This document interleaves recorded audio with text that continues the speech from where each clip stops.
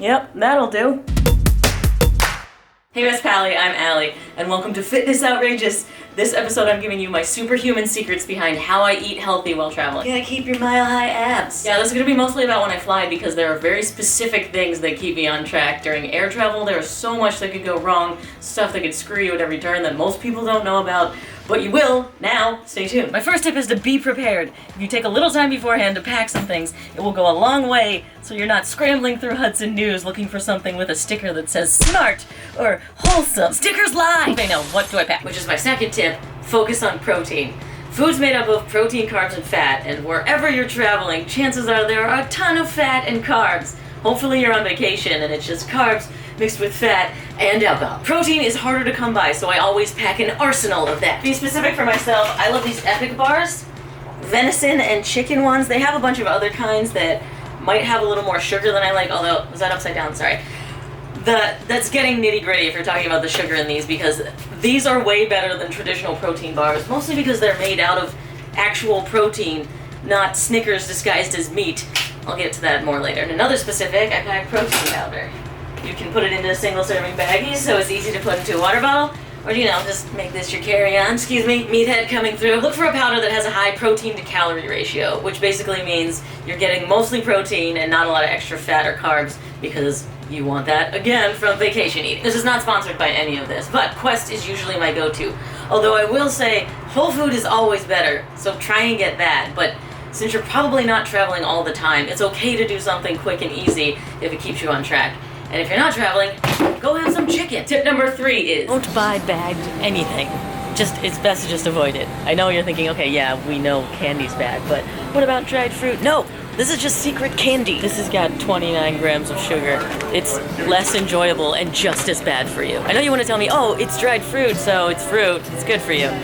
But drying food out is a process, so it's processed food, and processed food is not good for you. Actually, bagged almonds, this is good for you and it's in a bag, but it comes in a serving that's huge. This is enough fat for my entire day. And there's no way that I'm gonna have the self-control to eat 20 and then put the bag away. No, I'm gonna take it to the face, and it's best just not to get it. Yeah, I said focus on protein. So what about beef jerky? Well, beef jerky has a lot of added sugar. So, well, it's not candy. It is pretty much dead cow covered in candy. There are some beef jerkies that are way worse than others. So this is an okay option if you're really in need.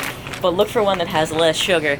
But honestly, it's better to just prepare, because this is $11. No. And now on to number 4. Stay away from bars. I know this could fall under the stay away from bagged things category, but I feel it deserves its own section because this has screwed my dad for a really long time until I figured it out. There are plenty of ones that say whole grain, fruit, and nut, it's so good for you. And these protein bars, I'm always focusing on protein, but this is just sugar. There's so much sugar in all of these. This is just this is a Twix without the fun. Tip number 5, if you're gonna buy something at the airport, get fruit. Fruit is actually pretty easy to come by at an airport, so look for fresh cut, not something like swimming in syrup, or just a whole one. Not processed. Hello. Tip number 6, instead of buying fruit, I actually pack bell peppers. You may remember these gems from my same breakfast video. I actually like bell peppers better than fruit because they're still super satisfying, they're lower in sugar, and really high in fiber. Mile-high craps. To make the bell peppers easier to travel with, I like to prep them beforehand. So any color will work. You could even do green, although I'm not a fan of that. I usually aim towards the warm tones. Okay, so first take the sticker off. This is a very detailed tutorial. And then rinse it, and then use my coring technique that I developed. You basically just punch in around the top, and then pull the center out. And then you got all the stuff pulled out. And you can actually eat those seeds. They're not toxic or anything. They're just a little bitter, so that's why people get rid of them. And then you knock the rest of them in, and boom, you have only pepper. And it's all in one piece. You don't need to cut it up. Why? Oh yeah, one more thing, because this is a detailed tutorial. Okay, and now the pepper's ready to fly. Oh yeah, and this also works for tomatoes too. Don't let anyone tell you that something isn't a hand fruit. It's funny, the tomato never really took off as a hand fruit. It's going to now, George! And a bonus, if it's open seating, you get to be the weirdo no one wants to sit next to. This was not open seating, so I'm sorry. But it shouldn't be weird. I don't know why people aren't into this. For one, it's better than an apple because it's got less sugar, and when we're done with it, It's just gone. There's nothing to clean up. No core. Okay, I had to get out of the kitchen for this one because my next tip is don't be afraid to fast. What? I know this goes against a lot of what you've heard, but not eating is fine. Not eating is fine. We have a culture of grazing that says you have to be eating a ton of tiny meals, otherwise your metabolism will slow. No. Starvation mode happens after days and days, not hours. Now, my fasting habits deserve their own dedicated video, which obviously that's coming up soon, so subscribe and ring the bell so you don't miss it. But I feel it's important to touch on in this video because just not eating anything is way better than the crap food options you have in airport restaurants. Oh no, my metabolism is slowing and this is the only thing around. Looks like I'm getting a burger. You're not gonna get fat from skipping a meal. It's just that the fitness industry can't monetize not eating, so nobody talks about not eating. I will say years of trying to graze made me miserable, tired, and more hungry. Though that may not be the case for you. Maybe grazing works for you. I'm just trying to present a different option for you to try out because not a lot of people talk about it.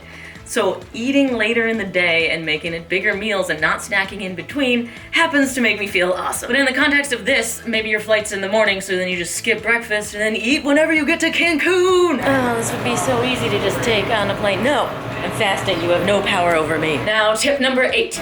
Look at this shot. Yep. Drink a ton of water. I would say a good travel hack is to bring your own bottle and fill it at a water fountain, but to me that's just one more thing to pack and worry about losing. Which is why when I'm traveling I treat myself to paying for bottled water, and generally I'll get sparkling because it also helps with satiety, feeling fuller. Get an aisle seat because you're gonna be drinking so much water and be so healthy that you're so gonna be peeing the entire flight. Which brings me to tip number 9. Yeah. Just sleep on the plane. Fasting is super easy when you're asleep. Can't eat Doritos while you're unconscious. Maybe, actually, I don't know. Okay, challenge. This is a bonus tip because it's not nutrition, but it's still travel related and a very good biohack. A lot of people swear by this. So when you check in, immediately go work out. No matter what time of day it is, just get a little pump on, maybe some cardio, and it has been shown to fight jet lag. And my final tip for eating well while traveling is don't. You don't have to be perfect every day. Yeah, if you're traveling a lot, it's great to use all of those tips to make good habits. But if you're not traveling that often, cheating is fine, and traveling is the perfect time to stop giving a crap. Thanks so much for watching. There are more Fitness Outrageous episodes down there for you, and don't forget to subscribe and ring the bell so you don't miss the next chance to get better at life with me.